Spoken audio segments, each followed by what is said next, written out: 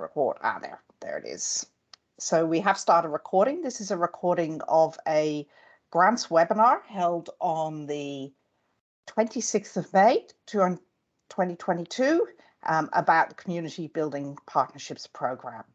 So I will just share my screen, Chief, and it's over to you. Okay, well, thank you, Janet, and good evening to each and every one of you. Congratulations on being such a large group tonight. We have no fewer than 80 who have registered for this important session, and there have been a few who have had to pull out at late notice for very understandable reasons, but a very special welcome to each of you. My name is Neville Tompkins, and I'm your Chief Commissioner, and I'm sure there's quite a few online tonight who have participated in previous sessions. For those who are joining us tonight for the first time, I extend to you a very special welcome, and I hope that you find this webinar tonight as useful as your colleagues have on past occasions.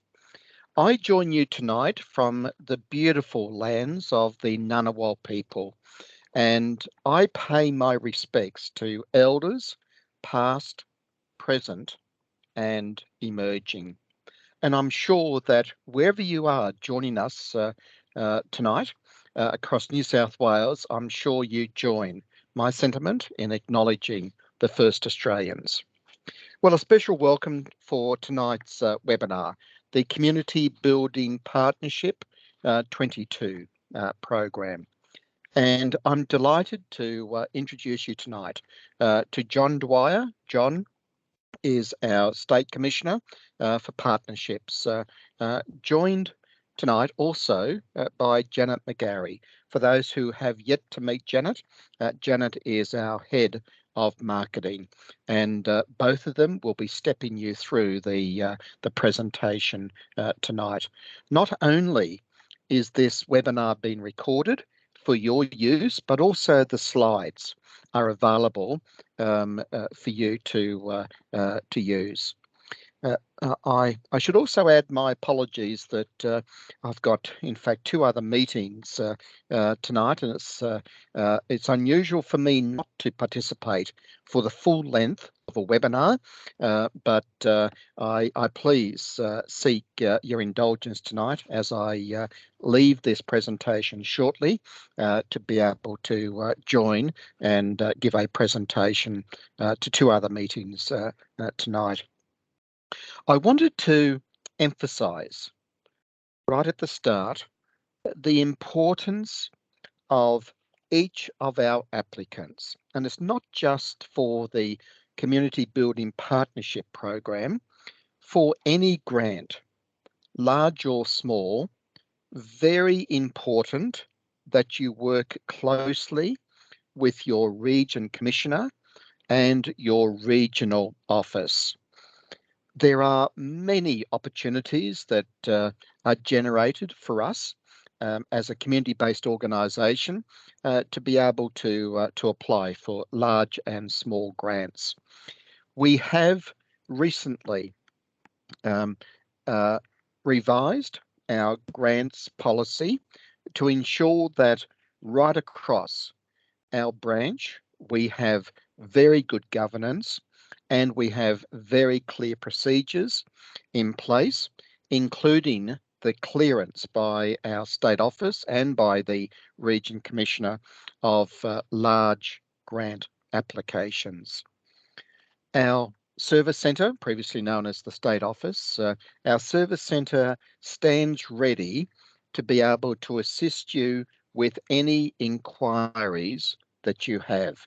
But please, if you have not yet seen the grants policy, I strongly urge you to read that, and importantly to make contact with your region commissioner, region office at the contemplative stage so that they can support you as appropriate and also to advise. Similarly, the service centre will be able to assist you. I wanted to to pass over to John and to Janet.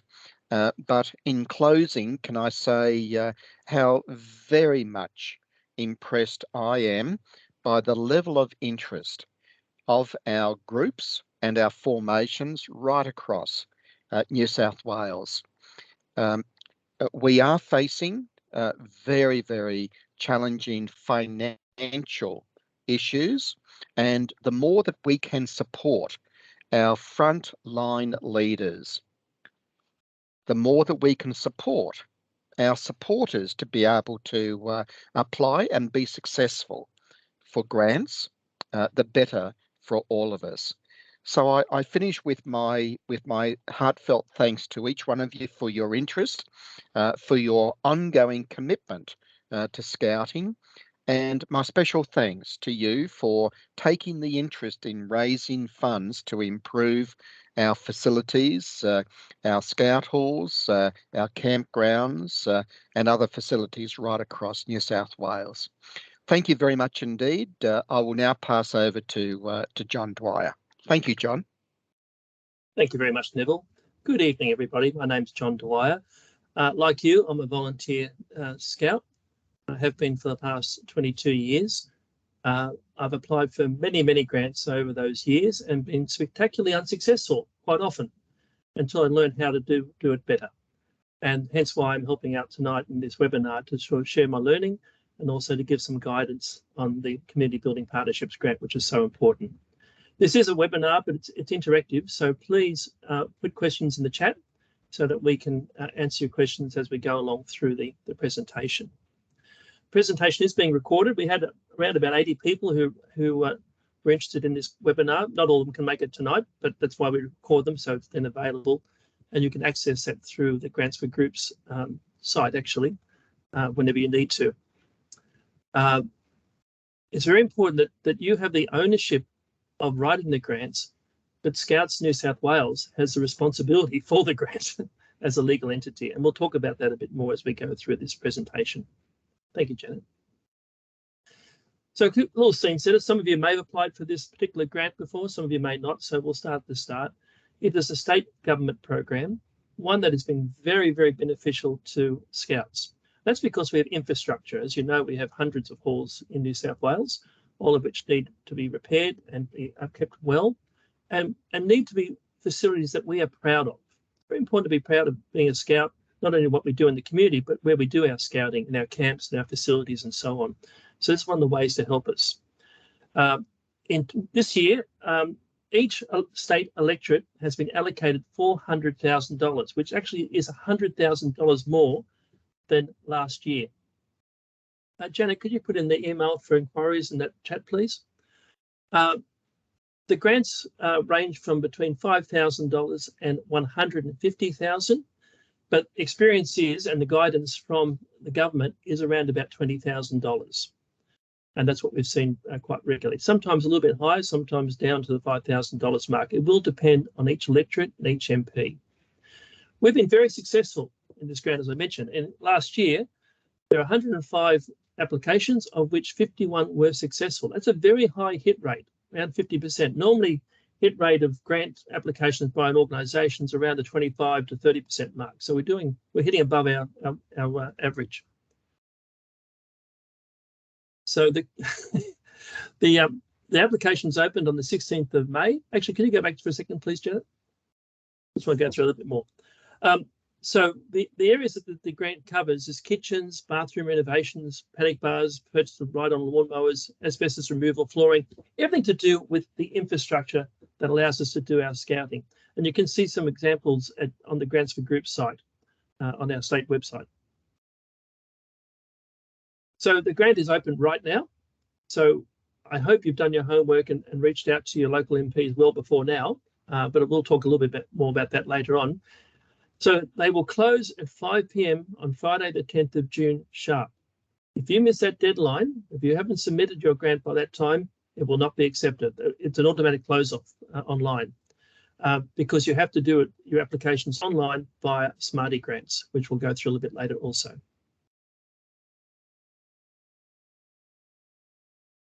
So I mentioned it's between 5,000 and 150,000. it is the capital works, so it's construction of new community infrastructure. Now, I want to emphasize here, we are all scouts, we're all focused on scouting, but our infrastructure, our scout halls, really are a community asset. Often they're funded by the community with a focus on scouts. Our experience now with grants is that the grant awarders want to see more value for the money they spend. So therefore, they don't want to see just one organisation benefit. They want to see multiple organisations benefit from the infrastructure. As you can see there, you can purchase equipment with an individual asset of value of more than 5,000 and also a motor vehicle with a value of more than 5,000. So this is the key things, and this is really what you've got to understand. When you're writing a grant, you have to understand what it's being judged on. And so there's 4 elements that your grant application will be judged on. First thing, to enhance the facility.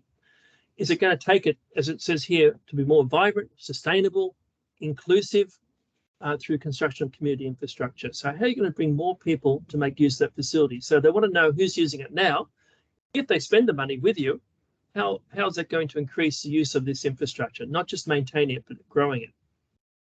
The community needs. So you need to look at where you happen to be, wherever you are in New South Wales. What can you add to your community through this particular project? Will it bring other community groups to make use of the hall? When you think about it, our halls are actually used over a 7-day period, very, very little by scouts themselves. You might have a scout meeting, a joey meeting, a cub meeting, maybe some other meetings, but most of the time they lie idle unless they're rented out. And even with rental, it's often just at night time. So there's more room to make better use of our facilities. And as Australia's population grows, there's more and more demand for community infrastructure, and we have a role to play there. As it says in point 3, increasing the community participation in activities or services in scouting, but in other areas. So, for example, the one I put in last year for our local scout group I'm associated with, we have a Taekwondo group that uses our scout hall. They gave a letter of support. We also have a local Buddhist group actually involved with scouting, but separate to our scout group. They also provide a letter of support. So showing that multiple groups get a benefit from this particular project. And then the organisation's capacity, that we can actually do this on time and within scope. Spending money is difficult. You may think getting the grant is difficult, and it is, but actually spending the money on time in line with the scope of the project is actually equally difficult, and particularly now with the impact of COVID, where trades are very, very scarce and hard to find. So you need to make sure that you write it clearly, that how you're going to do this, the right time frame, and also reach back and explain how scouting will support you to deliver your project. Thanks, Janet. So the government has its guidelines on the website. You can see there, they're quite clear and very well written out. And so I strongly encourage you to go to that website, go right through it. You can also speak to them on the phone. Most of these organisations, I understand that most people applying for grants are volunteers, so they're very helpful and will give you good guidance. Equally, we also provide guidance from the state team, which is equally very, very helpful.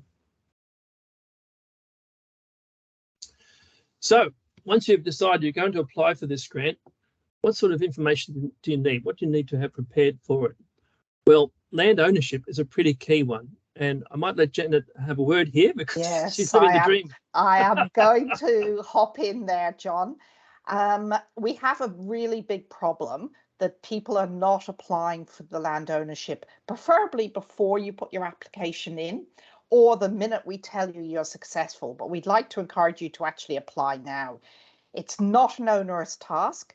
But the problem is we are getting delayed in getting the money for the ones that were successful last year from the government because people have not done this step. The government will not give us the money until this is done. There are 3 types of ownership of scout halls, with their freehold, in which case you don't need consent, all good. Or you could be on council land, or you could be on Crown land. If you're not sure which ones you're on, just drop an email to GrantsAt, say the name of your hall, where you are. We will look it up for you and we will let you know which type of land ownership. And then you will have details. There's details here, but we will give you more details of how to do the consent section. Back to you, John. Thank you, Janet. Is really critical. One of the other areas that we found, the grant that I received last year under this particular grant, for the hall, it was owned by Scouts, that's fine, but also had a heritage listing. And it turned out that caused an issue where we thought we could do some work on the hall, in this case, replace a floor, and they disagreed. We couldn't believe they would disagree, but they did. So the point is, do not assume. Make sure you do your homework and know that you can actually do this grant. What we had to do in the end was apply for variation, in this case, replace our ceiling. So quite a big variation. So it's very, very important to understand the ownership, understand what you can do, and recognizing that you may have to do a DA.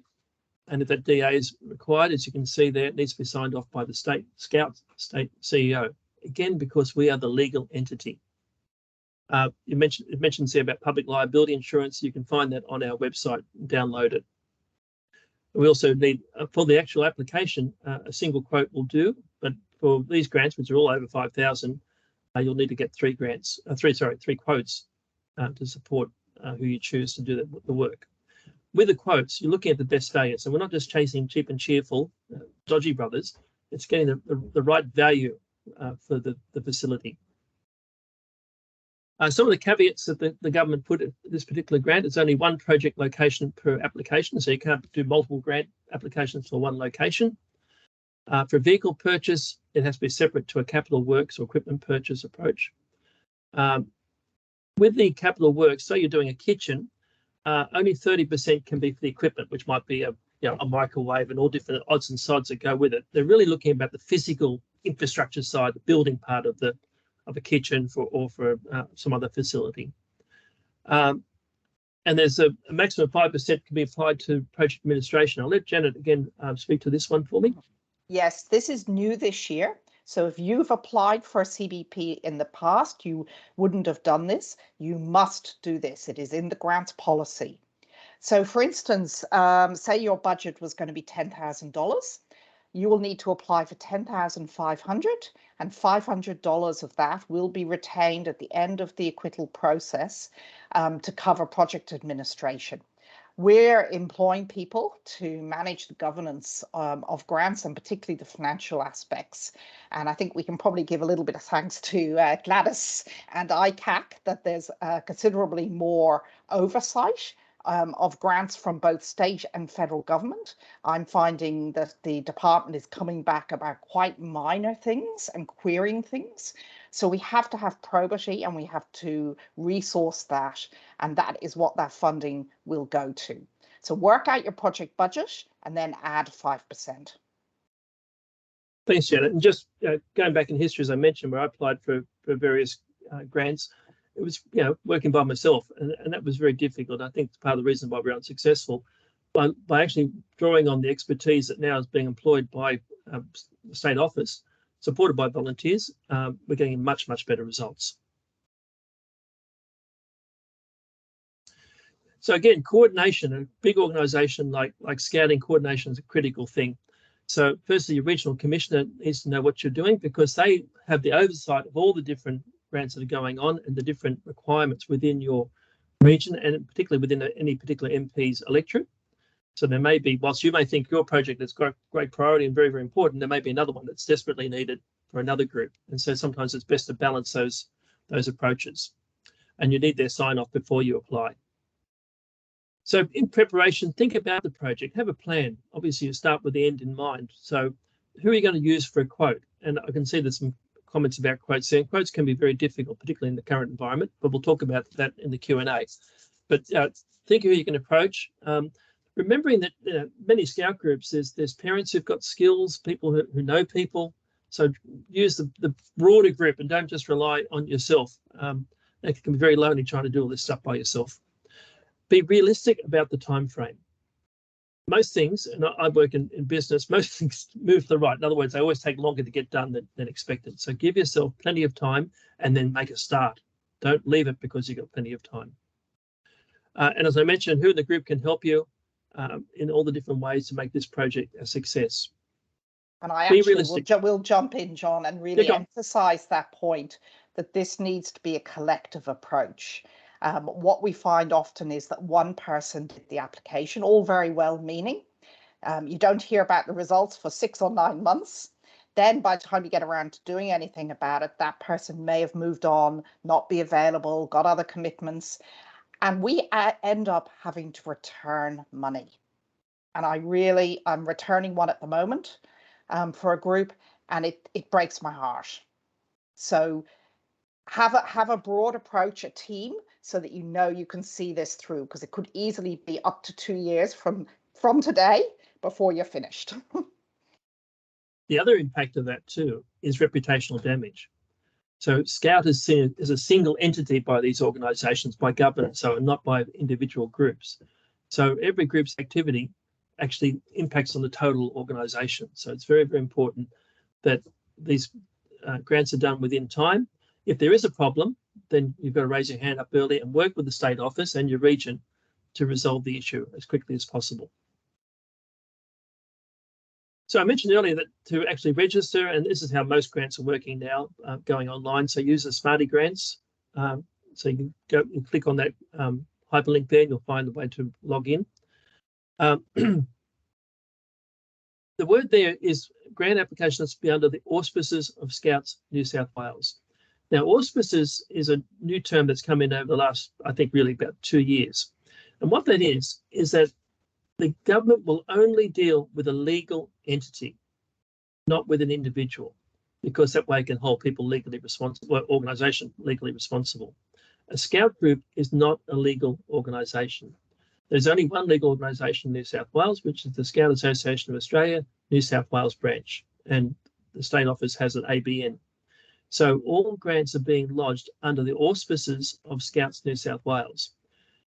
That's actually a positive for us, because many non-profit organisations actually don't have a legal entity and have to go and find somebody to go under to lodge a grant. So it actually works to our favour. So we must use the Scouts ABN, which the details we share with you shortly by Janet, and the state office bank account. Again, this is all about traceability of money and maintaining probity and protecting yourselves as individuals and volunteers. Again, we do not want to use personal email addresses on applications. It must be a Scouts New South Wales email. And every leader is entitled to have a Scouts New South Wales email. I'll just let Janet tell you, if you haven't got one currently, how to get one. Yeah. You can email the IT help desk. There's a link off the main website. There's also a whole section about Office 360 and how it works and how you apply for an email address. And then you will need to basically activate it. Similar that you activate any email address, there's a process. So there's a whole section on the website that goes into this in detail, or even ring the office and someone in IT will be able to walk you through that. So it's a very important thing to do. And there's still quite a few people I know that are still working on Hotmails and Gmails and so on, but it's not the way we want to present the organisation. You need to download a PDF of your application and send it to grants@newsouthwales.scouts.com.au as soon as you apply. You should also do the same thing to your region office. The reason this is important is that the organisation won't know that you've applied for a grant, but they may well be contacted by government representatives and need to perhaps be able to refer to that. Equally, when the grant is successful and money is received, they need to know how to allocate that money to which particular group or camp or whatever it happens to be. So the office gets blindsided regularly, and I think Janet might like to share some more stories there. Oh, yes, there isn't actually virtually any day or any week that we don't hear about a grant that nobody told us about. And to be honest, I don't really like picking up phone calls from government staff where I have not a clue what they're talking about. It's embarrassing. So all you got to do is just hit email to that email address, attach the PDF. We'll open a file for that grant for you. And then as soon as we hear the results are out, we'll be in touch with you, hopefully with good news. Thank you. Okay, so over the last 18 months, we've put together a lot of information actually to help you in grant applications, be it this one or other grants that pop up all the time. So there's a grants policy, which is on the Grants for Groups website on the state office. It'll come. The link will come to you as part of the follow-up to this particular webinar. Remember, you need to get region consent for the project, and most regions have property managers, and those guys or girls have great experience in what the art of the practical, what can be done, and who they can put you in touch with, again, for getting quotes and so on. They usually have a good relationship with council too, for that matter. Planning approvals, really, really critical. If you need a DA or an exemption from local council, they can give you advice and help you do just that. And as we mentioned before, the DAs must be signed off by the CEO. Again, coming back to the point we raised earlier about who owns the land. Is it council owned? Is it Crown land? Did Scouts own it? There is a lot of confusion. So the thing is, find out the answer. Make sure you record that answer in a file so that if people do move on from the group, that knowledge is shared and attainable.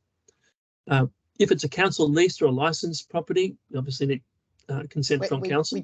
We do actually hear, John, people get confused sometimes because the Scout Hall may have been built at Scouts at some stage in past decades, but the land is the key factor. And if the land is owned by council, this particularly happens with council ones, we have to get landowners' consent.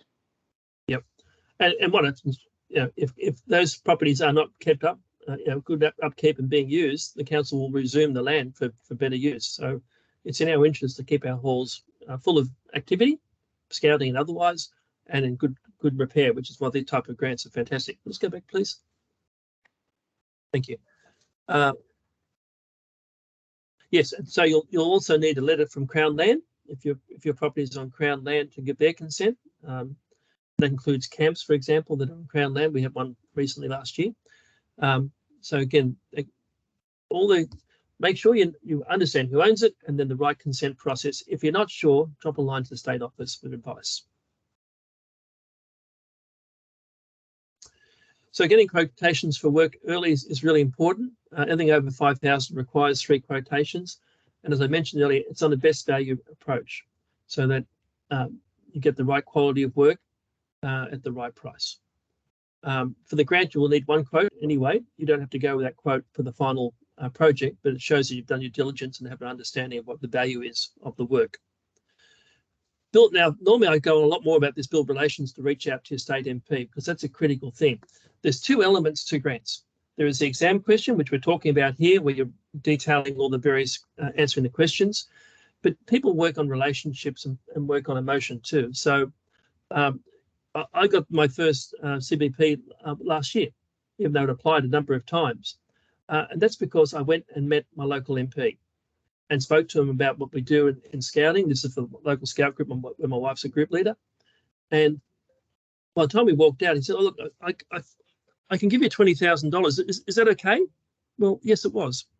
So for what was a half an hour's worth of work. But that person was very hard to actually meet. I had applied a couple of times to meet that person and was unsuccessful. But a person on the Chamber of Commerce knew them very well, and they arranged the meeting for me. So again, using that network to get support. So it's a little bit late now, but you can still try and meet your local MP. But going forward, looking forward to next year, make sure you invite them to various functions. Make sure they know about scouting. They know you as a person. Thanks, Jen. There's a range of scouting resources, as we mentioned before, and they're getting better and better as we go. So there's also, besides a policy, there's a grants toolkit, which gives you ideas like we've just been talking about here. There is a password, which is Scouts with a capital S. So when you go on the Grants for Group sites, you'll see the grants toolkit. It'll ask you for a password. The password is Scouts. There's grant templates, which we often put up on the website. In this case, we'll take you through on this webinar. There is a policy, which will be provided as part of the survey email after this webinar. Frequently asked questions are on the website. There's also the resilience survey. For those who have not seen the resilience survey, this was a third-party research on the impact of scouting on young people compared to the general population of young people. And scouting came out above the average on every single item. So whilst we might wax lyrical about how great scouting is, this is a third-party organisation carrying out research that validates the impact that scouting has. And that word resilience, I think, is probably in capitals now since the past 2 years, because I know we've all been affected by COVID as adults, but the young population have been impacted so much more. They've missed out so many different milestones of their life, be it in scouting or other areas too. So anything we can do through our scouting work to help young people is really appreciated and valued by government and by other organisations. So this is the type of document to make use of. You can attach it. Obviously, the annual report too is also very, very useful as a reference document. Thanks, Janet. Okay, I think Janet's going to take us through the application. Yeah, Thank you, I Janet. am. So I'm going to have to just swap screens. So bear with me for a second, guys. We'll answer questions at the end of all this, so because some of the questions may be answered by what we're doing. Yeah, I haven't actually been able to see the questions, John, because I've had the screen on, so I haven't been able to see them. I can't see them at the same time. So I'm just going to share again. I will be sending you a copy of this tomorrow. Okay, John, just to confirm that you can see the form there on the screen. Yes, I can. Thank you. Terrific. Okay. It's a little bit small. If we can make it larger, it would be good. Yep. That better? That's better. Thank you. Okay. So you can download the form in advance and have it blank, or you can just look at this one. This one has every single question option on it. Depending what you choose at different stages, you won't have to fill in everything that's on this sample, but this will get you started. So what I've done is anywhere where there is a standard answer that every group or region needs to fill in the same information, I've indicated that for you. So for instance, question 1, how is your organization incorporated? You tick this one, the bottom option. So you can work your way through wherever you're looking at questions, you're going to be looking for red, okay? So for instance, how are we incorporated? It's an act of parliament. There's that information that you're going to need to put in that particular box. Does your organization have a registered ABN? Tick yes. Put in the number, and all of this information in the shaded box there will pre-fill for you. Obviously on this dummy, it's not here, but it'll all pop in for you. You want to tick youth to the type of organization. Again, the registered name of the applicant organization. You must not fill in your group name here. You are not a legal entity. This is what you fill in. Okay, keep going. Now, this section here is absolutely vital. This is organization contact details, and groups usually fill in their details here. Please don't. You fill in your details later on. There is a difference between the organization that is applying, which is the Scout Association, and your group, which is the project. Okay, so here you fill in the standard. You'll see my name is there. I am the authorized signatory in Scouts. Comes with the job description. So there's all that information. Now we get into overview. You need to select the correct one. Most people, 95% of projects is capital works, but we do get the odd Scout group applying to buy a trailer for canoes, that sort of stuff, which means you go into a different set of questions. We'll stick with capital works because it's most people. So we'll keep going down. Yes, you will complete the project. By the way, that's a legal undertaking. So look at that deadline, March 2024. That's the clock ticking. Then choose a short title that summarizes your project. Be very generic here. Don't write, we're going to paint that wall and change that door in the project title. If it's a kitchen, say refurbished kitchen. If it's a bathroom, new roof, new floor. Very generic in the project title. Then in the question 14, you go into more detail, but I need to emphasize here that you don't need and you shouldn't, in fact, list every single item, because the minute you do that and we get invoices from you and it doesn't cover every single item that you mentioned in this document, when we go to acquit the grant, we will be challenged. So instead, if you're doing a kitchen, let's stick with the kitchen example. Something like, we have an old kitchen which doesn't meet standard. We want to upgrade it, including fittings and furnishings and equipment, and paint the room. Pretty simple. That's very generic. And then if you buy a microwave or you don't buy a microwave, it doesn't matter. It could fit in under that scope. The other thing I'll say about scope is don't panic if in a year's time you decide you want to do bathrooms instead of kitchen. We can do what's called a variation, which is a rescoping, but you need to talk to us at that stage. Choose the right categories here. It's all pretty self-explanatory. You can do multiple categories, that's fine. Now, project location, this is where you come in. So you're going to choose the location of your hall, and then you're going through the address, and this is where your group details go in. This will all pre-fill in then, and the little map will come up where your hall is. You need to put the electorate, and we have a list of state MPs on the website under the grants section, so you can check which electorate you're in. All of this, your LGA, that's your local council area. And then if it's a vehicle purchase, there's a few different questions. All of this is pretty self-explanatory. Now, supporting documentation, this is where you have to indicate whether you're a council or Crown land, and we've talked about that already quite a bit. You don't have to actually attach the consent at this stage. I really hope you're getting it at this stage, but you don't have to attach it. But we will not get the money from the government until we cough up that document. So the quicker you get it, the quicker we can get people's money. Who's the owner? So if you're not sure whether it's council or Crown, let us know and we'll find out for you. And here you say, no, I will need owner's consent in writing before the funding can be released. That's if you don't have it. If you haven't, if you've been really organised and we've got it, we'll hit yes here. And you'll upload it. And it'll save you a step later on. This bit is Department of Education. DA again, if you're not sure if you're likely to need a DA, please ring and talk to Brian in the property department, or talk to your region office as to what constitutes a project that is going to need a DA. But again, you can get the DA later after your grant's been successful. You're going to hit no here. The DA has not yet been lodged. Keep going. Public liability insurance. There's a link in the grants toolkit where you can download that from the website. This is the one quote, minimum one quote that you've got at this. You will need 3 later on, but get yourself one quote and you attach it here. And then any other supporting documents. And this is where the letters that John mentioned earlier on. So anybody that hires your hall, get a simple letter, can be an email. We really support Scouts getting a new kitchen. It'll be very useful for our community group. Perfect, upload it here. Then you need to work out your budget. Don't forget to add 5% for the project admin. And you have a choice here of a number of fields. And I've written that I suggest you think very carefully here. First of all, say your project you think is going to be $20,000. So you're going to request $20,000.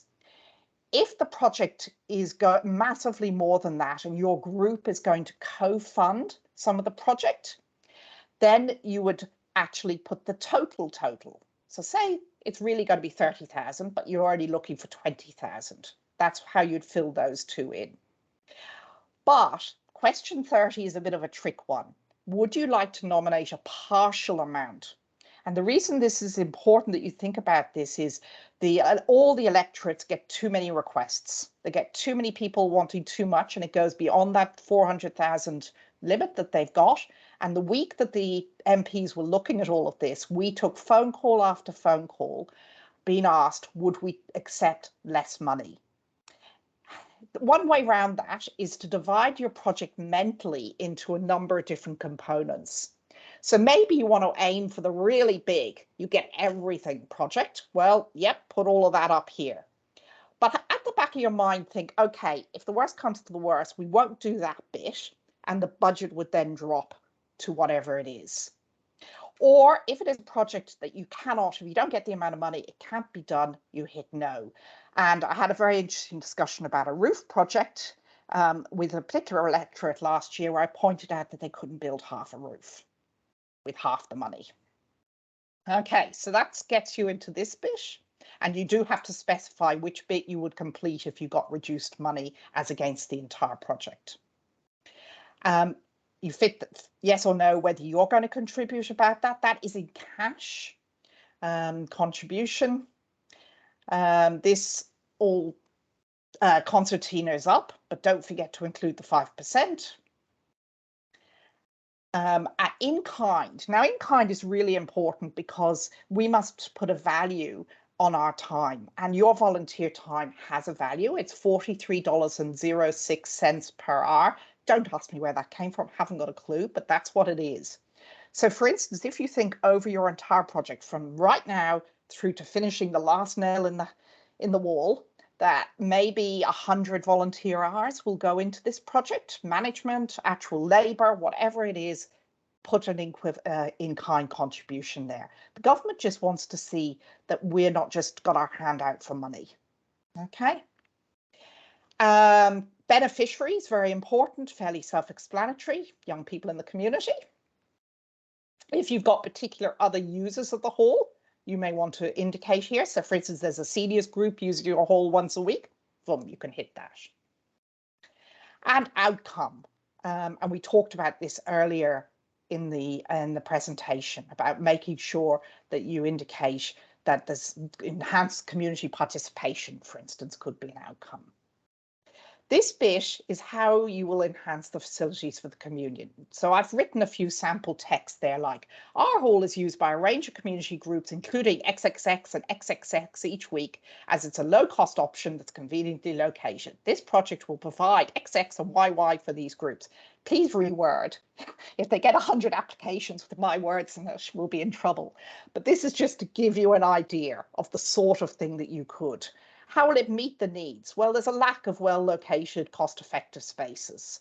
This would be an enhanced space. So you see what I'm getting at there. You're just basically saying lots of people will benefit. And the capacity one is you are saying that you've got an active parent committee, you're an active group, we manage maintenance already, we'll be able to manage this project. Okay, conflicts of interest, all of this bit is tick boxes. That's all very straightforward. One last bit right at the end, right the way, keep going, keep going. And that's around filling in the registered name of the applicant organisation. And again, that is not your group. That is the Scout Association of Australia New South Wales branch. Okay, I'm going to drop out of this, and John, I'm going to get you back up. So before you go, who's the authorised person in that box? It should be me. It should be me. The same details as you got at the top of the form. Okay, you've got your project name and details and location in the middle of the form under the project location.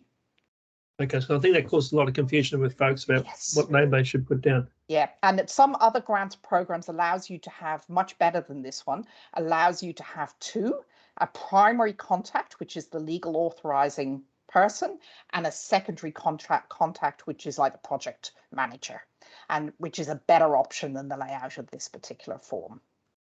So I'll just get up the display again for you, John. Thank you.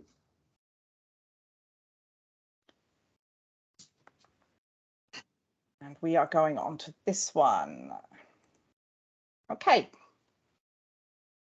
Okay, so this is sort of restating what we said earlier, that the auspicing organisation is the Scout Association New South Wales branch. This is all the details you're going to pop in as you fill out the form that Janet just showed you. What are we? We're an incorporated not-for-profit association / charity for children. So there's a drop-down menu. Excuse me, you tick that. There's an ABM, which you've got that. And that ABM covers every Scout group in the state. We have an authority to fundraise, which is on the website. We're registered for GST, so that's actually a very good point. So when you're thinking about how much you're applying for, it may be 20,000, let's say, but you'll actually get 22,000 because that covers the GST that applies to this particular grant.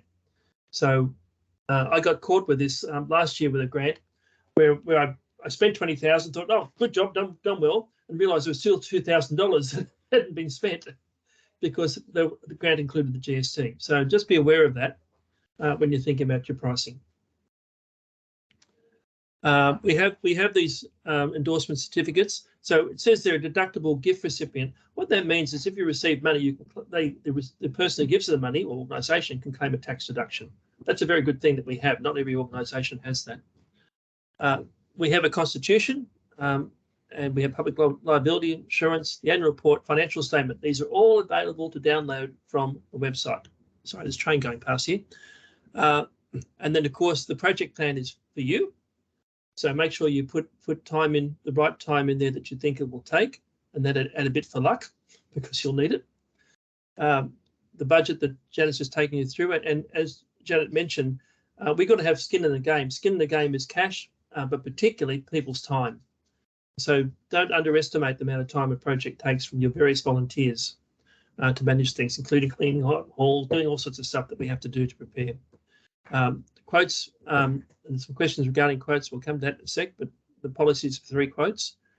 Janet, if circumstances are that a particular group can't get the 3 quotes because trades aren't playing, what do they do in that case? Well, they only need 1 quote now at this stage, and by the time you come to do the project, it may well be that the trades are a bit more open.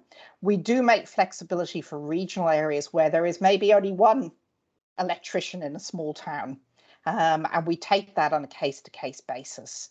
But right now, that 1 quote will give you a ballpark test as to what your project's going to cost anyway. I would definitely in your budget allow for the prices to go up. We're finding some grants that were received 6, 9, 12 months ago that the cost has already gone up. So do allow a buffer that you're likely to you're going to need a little bit more than whatever today's quote is. That's exactly right. For example, I got a powering grant last year for one of our campsites, and the electrician who originally quoted that back last year has said now all the prices of the lighting has gone up. It's just a fact of life. You can't get away from it. So we're going to get less lights. That's just the reality of it. Or you contribute more funds. That's either way. The next bit, John, we might skip through because we'll want to get to questions. All of this will be in the PDF, but it just basically informs you how things are assessed, so you know what the process is once you hit that submit. So there's a hurry up and wait. So you get your form in, but then there's a lot of forms, a lot of assessment work that has to be done. So you won't hear back from the state government till around November this year, whether you're successful or unsuccessful. The best thing you can do is maximise your opportunities for being successful by taking the advice we provided tonight when you complete your document. Make it easy for them to say yes. The actual agreement, when it does pop out, if it's successful, can only be signed by Scouts New South Wales because it's a legal entity. And you need to truly understand your commitments under that agreement on behalf of Scouts. And they do change from year to year. So don't think you got this grant a couple of years ago to be just the same. Not the case. So make sure you understand exactly what it relates to. And we've actually got that listed out here. So you will have that to refer back to. Excellent. So things about acknowledging in your community that you got the funding from the government. Timing is probably the single most factor, that you are taking an obligation to complete the project within the time frame. How do we go with that, Janet? We don't go very well. So that's why I'm emphasising it. I know. And because I keep having to make apologies to government employees as to why we're late. It makes it really difficult to get additional grants. Yeah, some grants include mandatory progress reporting. CBP doesn't, so this bit is not applicable to CBP. Okay. And look, we have had a bit of a get out of jail card because of COVID, the absolute reality of it, but that's passing now. So we can't keep saying that COVID caused the delays, which it may have done a year ago. We finally get to this bit, the end. Yeah, start with the end in mind. So starting with the end in mind is make sure you take photographs of the facility or whatever it is that you're doing before you start. Yes. So there's your reference. And then and take some progress photos too, and then take photos from the same position if possible at the end. So it's easy for the government to compare apples to apples. Yep. And there's some value of grants over a certain, I think it's over 30,000. That is a legal requirement that we show before and after photos as evidence. So that is actually really important. We do have a little bit of a lineup as to who does what you do as groups and what we do as Scouts New South Wales. And again, that will allow you to refer back to that. So, John, I'm just going to get out of this so that we can see the questions, both of us. Yep. Okay. I'm out of that. Well done. Okay. So let's go up to the top. Yep. Yep, that's a good place. And if you've got some, just keep Okay, so I think we start after that very large link I put in there. Yeah. What's so large? Yep. Okay, so Justin asked, do we need to prove what type of ownership? And the answer is we need to be aware of it. You don't have to send the document, but you need to know it. So you need to be clear about what that is, and we've gone through that, I think. And when you get told if you've got Crown land or council land, there's usually a number, Crown land number or lot number. We will provide that to you, and that'll be quoted in your application for owner's consent. So you might want to go on to the second point there, the details of the Office of Crown Lands. Yes, I can't tell you off the top of my head, Holly. Needless to say, I don't know it off the top of my head. It also depends where you are in the state, because there's a number of offices that deal with different parts of the state. We have all of it in the toolkit that's on the website. So yeah, so your first port of call is the toolkit, as we've mentioned earlier. And then if you're still uncertain, please come back to the office and ask for advice. Should we include allowance for inflation? I think the answer we've said is yes. So be conservative in your pricing, as in not going too low, because things will shift. They only go up, they never go down. That's the reality of it. I think Sonia's absolutely right where she says builders' costs have gone up 30%. And I think there's definitely some groups being caught with that at the moment. Can you start the project before you get the grant approved? Well, if you can fund it, go for your life. But if you are wanting to use the grant for it, no, you can't. It's as simple as that.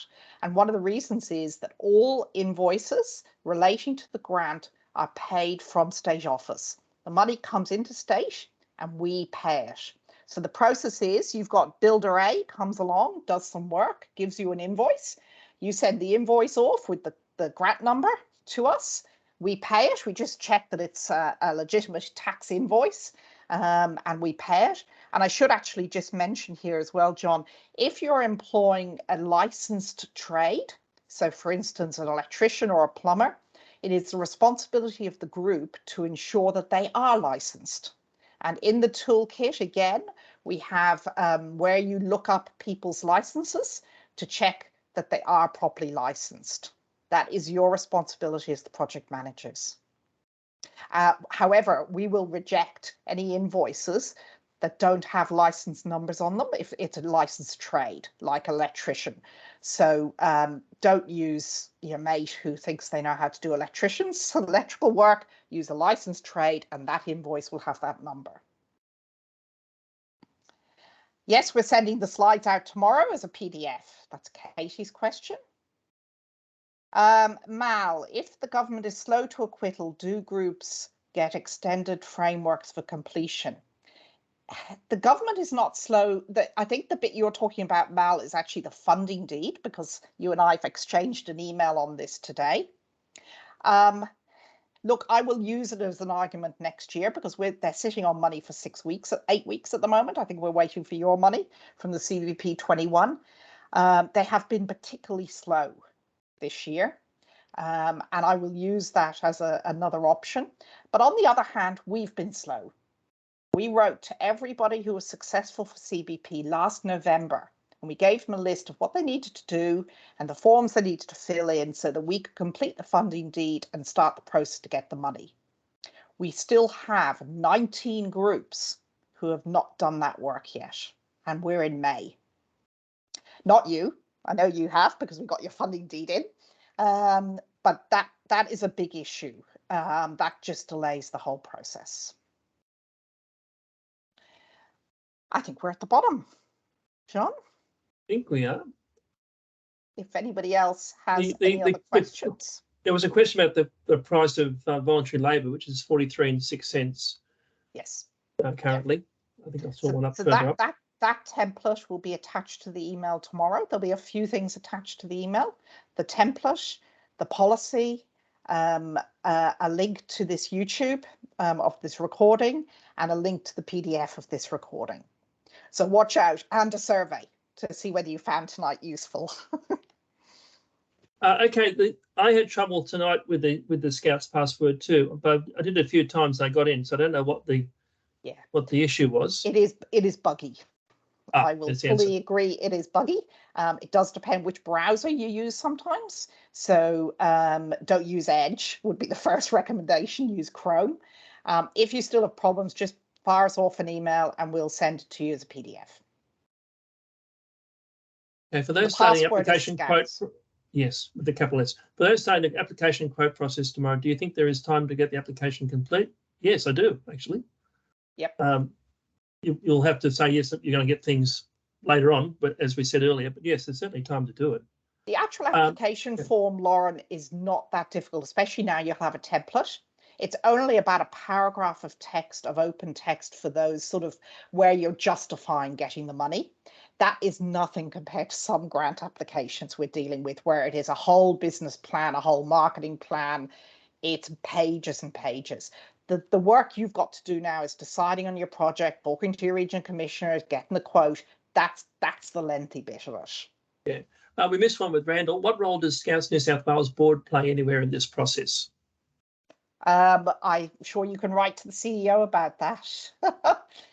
They employ the CEO who employs us, and they approve the grants policy. That was an approved policy, like every other policy that Scouts has. It starts with a POL number as an approved policy.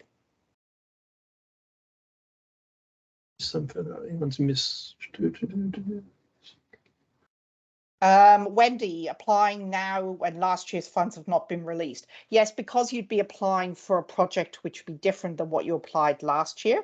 If you're just waiting for the money to come through from the 21 round, you were successful, and can't quite remember with your group, you will get that money and you'll still be able to do that project. Now you're thinking ahead, a year ahead again, to what project you're going to do next year. And you're doing the application. So if you've got a haul with multiple projects you want to do, you can have an application on the go and a project on the go. And as you finish one project, you're then doing the next application. So you've got like a rolling series of works. Multiple capital works at a Scout Hall count as one location. Yes, it does count as one location, and you can put in a project with a number of different elements. Just remember, the higher the value of the grant you're looking for, the less likely you're probably going to get it. Would you agree, John? Yes, I would. I think the sweet spot is between 20 and 40,000. Yes, and recognise they may have to scale it back because of oversubscription. The best thing, Craig, I don't know what group you are, drop us a line on the grants email and I'm happy to give you a ring, because there are other grant opportunities. I'm just dealing with Baronia at the moment. He had a huge amount of work to do, so he got 2 grants, and he's doing it as one project, but he's paying it via 2 grants. So there's always other options. Brian asked about the recently working bee to clean up the backyard prior to getting quotes for Pergola area. Can we include this volunteer time? Look, the volunteer time is not subject to audit, so it's what makes sense. You know, preparation of area through volunteer time. Yeah, I put those hours in as part of your application. It's what makes sense to do the particular project. Yeah. The cash input from Joy asks, the answer is yes. They always love to see some cash put in, even if it's a small amount. But if you're not putting any cash in, make sure that you're clear you are putting in volunteer time, and of course make a compelling case to support you from the community point of view. I think we'll take Randall's as a statement. Next one. Mal, how often do groups get a consecutive grant? You'd be surprised, actually. I've seen consecutive grants, and John Dwyer has cracked it now. So Camp Coots and Hurstville Scouts are getting multiple grants. And as I said, I've seen projects where they funded it through 2 grants. So you have to be in it to win it, is probably what I would say.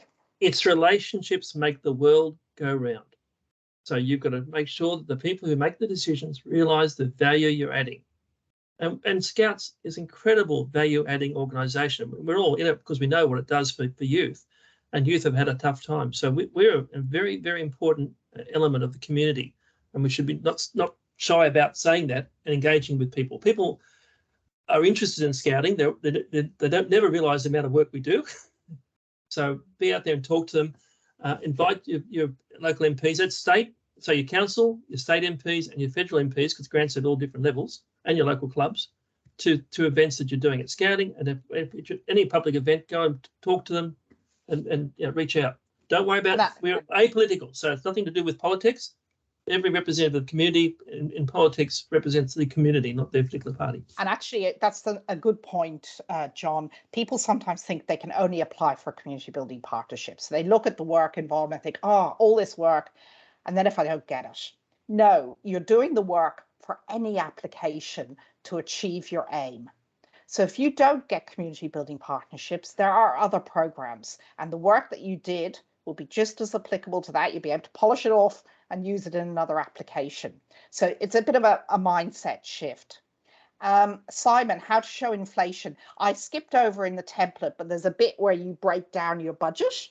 So you put your quote for what your main thing is. You can put in the admin fee, and I would put in a line called contingency for inflation. And I think this year they're going to have to accept and understand that a quote written now by next November is likely to have gone up. So you break down your budget. It's a bit on the template that I didn't dwell on, but you do that there. There's a question, are the toolkits available for other grants? Well, we've done webinars regularly over the last 18 months, focus on different grants as they come forward. Perhaps the Stronger Communities is one, club grants are others. So we will be doing other webinars as grants pop up, preferably in advance. This one was a bit of a rush for us to give you a good warning. But the information we're sharing with you in this particular webinar is applicable to virtually every grant now, because they all need a legal entity to auspice the grant. So the key information you need to do a grant, which used to be really hard to find, is now readily available. The idea of building relationships is applicable to every grant. Bronwyn asked, if you don't have other activities in your hall, do you think you still stand a chance? Bronwyn, you just don't know who else is applying in your electorate. It's as simple as that. So again, give it a go. If you're not successful, ring us. We'll find another grant that you can apply for. Okay. Bronwyn, what I would always say, if I can just comment, what I would always say is that this enhancement of the hall will make it more attractive for other community groups to make use of it. They may or may not, but you can certainly setting the scene for it. And absolutely, and you can use that in the section where you talk about why you should get the grant. You can say that we want to open up the hall, we want to hire it out, but we need a new kitchen or a new floor or whatever it is. So that's a perfectly legitimate reason. Percentage of contingency, that's a really tricky one at the moment, Grant, with inflation the way it is. I don't know, John, if you'd like to take a punt at that. Well, I think I put in 15% contingency at the moment, the way things are going. I would have said 10% normally, but I think prices are just going, we know inflation's driving things up very, very quickly. So I'd put it in. Dave Patterns asked, who makes the decision? The decision is made that there's the government department, Community Building Partnerships Department. They are fielding through the applications to make sure you've ticked all the boxes. Then the electorate gets a spreadsheet, yes, a spreadsheet of all the applications from that electorate. And that's a way I know that is because of the phone calls I took last year when they said, we've got all of these grants and we have to cut everything back by 20%. So most electorates want to give something to everybody if they can. So instead of striking out whole projects, they try and spread the money across more. So the final decision does sit in the electorate office after the department has deemed the project eligible. Darren's asked a question about state loans. The question B is where does a project, which electorate does your project reside? If you're going to buy something, where is it going to be? Where is it going to be located? That's what drives these grants. It's where the activity takes place. So if you have I don't know what you're looking to do, but you've got to look at location as being a driver. Yeah. The recordings, Holly, and all the other grant information, go to the newsouthwales.scouts.com.au website. On the top navigation, go across to Member Services, drop that down, and you'll see that there's a Grants for Groups section. Go there. There's a landing page, and then there's a whole pile of sub-pages with more information. That's the whole grants section. Yes, you can apply for a canoe trailer, can't you, John? Yep. I thought so. You're on mute, John. Sorry, I would think so, but that might be a quick. Just do a quick check, maybe quick phone call or email to the department to save your time, and just confirm that with them. I've not seen that one yet. I'm pretty sure we've had some trailers. Have you? Okay. Yeah, cool. Pretty sure. Loans, I don't have an answer for you, Darren. That is a question on notice, I think, because you are statewide, so you don't fall under an electorate. I honestly don't know, I'm afraid. I was just saying, Janet, it's where that money will be spent and where whatever equipment will be located with the electorate. Okay, terrific. Okay, so I can see Darren's answers. So where will that trailer reside? Which electorate will it be stored at? It's got to be stored somewhere. Yep. Grant about the regional offices. Why we've emphasised this point, Grant, is for a couple of reasons. First off, regions have a lot of freehold properties. So they have properties that the region owns, and they need to try and balance the maintenance. As John said, we might only get one project up in an electorate. So the regional office will kind of know if they have 3 halls in an electorate, which is the one that really is in most dire need to try and get the grant funding. The second reason why we encourage you to talk to your region commissioner is we're finding applications going in that our region knew nothing about.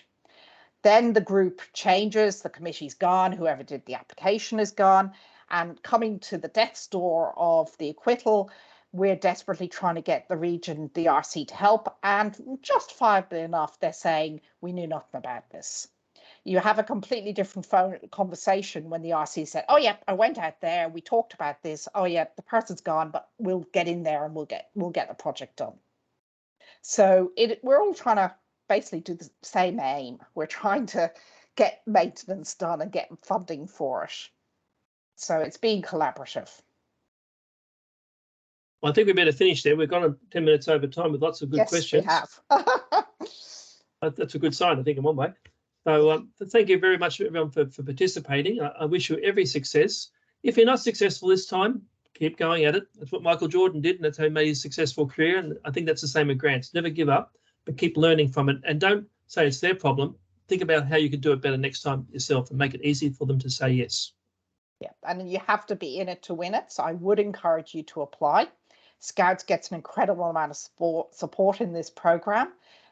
So you may very, very well be successful. If nothing, you'll learn how to be successful the next time round.